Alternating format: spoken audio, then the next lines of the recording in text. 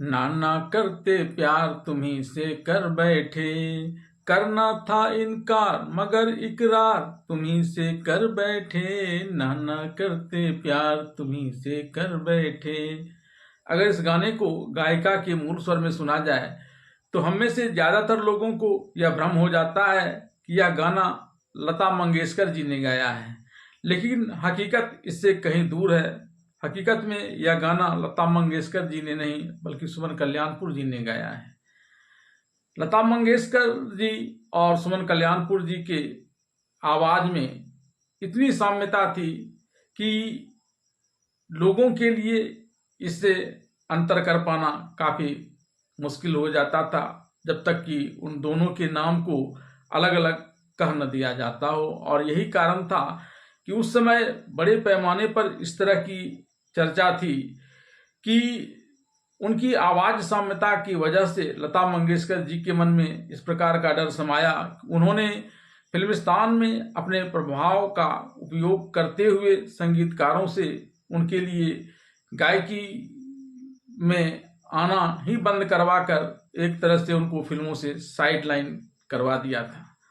अब यह कितना हकीकत है और कितना फसाना, इसका निर्णय दर्शक खुद कर सकें, इसके लिए मैं प्रस्तुत करता हूं सुमन कल्याणपुर जी से जुड़ी हुई कई महत्वपूर्ण बातें, जिसमें किस प्रकार से उनका नाम सुमन कल्याणपुर पड़ा, उनका वास्तविक नाम क्या था, कैसे वे फिल्मी दुनिया में आई, और क्या इस बात में कोई दम है कि लता मंगेशकर जी ने उनकी डर से अपने प्रभाव का उपयोग करते हुए संगीतकारों से उन्हें फिल्मी दुनिया में साइडलाइन करवा दिया था। सुमन कल्याणपुर का असली नाम सुमन हेम्मडी था और इनका जन्म 28 जनवरी 1937 को तब के पूर्वी बंगाल और अब के बांग्लादेश के ढाका शहर में हुआ था। सुमन कल्याणपुर के पिता शंकर राव हेम्मडी कर्नाटक के मैंगलोर के एक सारस्वत ब्राह्मण परिवार से थे। हेम्मडी उडुपी जिला कर्नाटक के कुंडापुर तालुक में एक गांव है। उन्होंने सेंट्रल बैंक ऑफ इंडिया में एक शीर्ष पद पर काम किया और बहुत लंबे समय तक ढाका में तैनात रहे। पिता शंकर राव और माता सीताराम हेम्मडी के अलावा परिवार में 5 बेटियां और एक बेटा था, जिसमें सुमन हेम्मडी यानी सुमन कल्याणपुर अपने भाई बहनों में सबसे बड़ी थी। 1943 में उनका परिवार मुंबई आ गया, जहां उन्होंने अपना संगीत का प्रशिक्षण प्राप्त किया।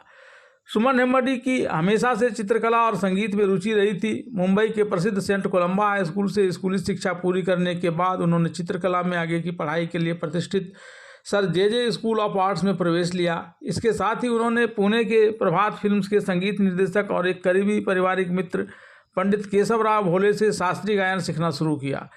सुमन हेम्मडी के अनुसार शुरू में गायन सिर्फ उनका शौक था, लेकिन धीरे धीरे संगीत में उनकी रुचि बढ़ती गई और उन्होंने उस्ताद खान अब्दुल रहमान खान और गुरुजी मास्टर नवरंग से इसे सीखना शुरू कर दिया। सुमन हेम्मडी ने 1958 ईस्वी में मुंबई के एक व्यवसायी रामानंद कल्याणपुर से शादी की और इस तरह से सुमन हेम्मडी से वे सुमन कल्याणपुर बन गईं। वे शादी के बाद हर रिकॉर्डिंग सेशन के लिए अपने पति के साथ ही जाया करती थीं। सुमन कल्याणपुर भारत में सबसे प्रसिद्ध और सबसे प्रतिष्ठित पार्श्व गायिकाओं में से एक हैं। सुमन कल्याणपुर ने हिंदी, मराठी, असमिया, गुजराती, कन्नड़, मैथिली, भोजपुरी, राजस्थानी, बंगाली, उड़िया और पंजाबी के अलावा अन्य कई भाषाओं में भी फिल्मों के लिए गाने रिकॉर्ड किए हैं। सुमन कल्याणपुर को मोहम्मद रफ़ी, लता मंगेशकर, मुकेश, गीता दत्त, आशा भोसले, हेमंत कुमार, तलत महमूद, किशोर कुमार, मन्ना डे, महेंद्र कपूर और शमशाद बेगम के साथ हिंदी फिल्म संगीत के सुनहरे युग के लोकप्रिय गायिकाओं में से एक माना जाता है और सुमन कल्याणपुर ने कुल 857 हिंदी गाने गाए हैं। सुमन कल्याणपुर ने पुरुष गायकों में मोहम्मद रफ़ी, मन्ना डे, मुकेश, तलत महमूद और हेमंत कुमार के साथ कुछ लोकप्रिय युगल गीत रिकॉर्ड किए हैं। रफ़ी के साथ उनके यादगार गीतों को याद किया जाए तो आजकल तेरे मेरे प्यार के चर्चे हर जवान पर, सबको मालूम है और सबको खबर हो गई, पर्वतों के पेड़ों पर शाम का बसेरा है, पर्वतों के पेड़ों पर तुमने पुकारा और हम चले आए, दिल हथेली पर ले आए रे, तुमने पुकारा और हम चले आए, जैसे लोकप्रिय गाने हैं। तो वहीं मुकेश के साथ मेरा प्यार भी तू है, ये बहार भी तू है, मेरी आँखों में तू है तमन्ना, इन नजारों में आदि प्रसिद्ध हैं। वहीं सुमन कल्याणपुर के शास्त्रीय आधार के साथ कुछ यादगार गाने भी रिकॉर्ड किए, जिसमें मनमोहन मन में हो तुम्ही मेरा अंग अंग, तुम में समाए, सखी जाने न जाने न जाने ना सखी रे, मनमोहन मन में हो तुम्ही आदि प्रसिद्ध हैं। इतना ही नहीं, सुमन कल्याणपुर ने संगीतकार हेमंत कुमार के निर्देशन में लता मंगेशकर के साथ भी एक युगल गीत गाया था, कभी आज कभी कल कभी परसों, सुनो रे सुनते ही नहीं साजना, सुनो रे सुनते ही नहीं साजना। ऐसे मधुर संगीत गाए हैं। सुमन कल्याणपुर की आवाज़ गायिका लता मंगेशकर से काफ़ी मिलती जुलती थी। उनके कई गीत लता की शैली से अप्रभेद्य हैं, क्योंकि उन्होंने लता मंगेशकर की तुलना में गुणवत्ता के साथ गाना गाया है। उनकी आवाज़ और लता की समानता के बारे में कल्याणपुर ने इस बात का खुलासा किया कि किस प्रकार से इन दोनों के बीच प्रतिद्वंद्विता थी और किस प्रकार से इन्हें एक बार किनारा करने का प्रयास किया गया लता मंगेशकर के द्वारा। उन दिनों को याद करते हुए सुमन कल्याणपुर ने कहा कि मैं शुरुआत में लता जी से काफ़ी प्रभावित थी। अपने कॉलेज के दिनों में मैं लता जी के गाने गाया करती थी। मेरी आवाज़ नाजुक और पतली थी, मैं क्या कर सकती थी। रेडियो सिलोन से भी रिले किया गया गीत नामों की कभी घोषणा नहीं की गई थी, यहाँ तक कि अभिलेखों ने कभी कभी गलत नाम दे दिया। हो सकता है कि अधिक भ्रम हो। 1950 और 1960 के दशक में इस अवधि को हिंदी फिल्म संगीत के स्वर्ण युग के रूप में संदर्भित किया गया था। इस समय लता मंगेशकर की बहनें लता और आशा भोसले का महिला पार्श्व गायन का बोलबाला था। जब लता रिकॉर्डिंग के लिए उपलब्ध नहीं रहती या यदि निर्माता प्रति गीत 100 रुपये की दर से खर्च नहीं कर सकते थे, तब वह गीत सुमन कल्याणपुर के द्वारा गाया जाता था।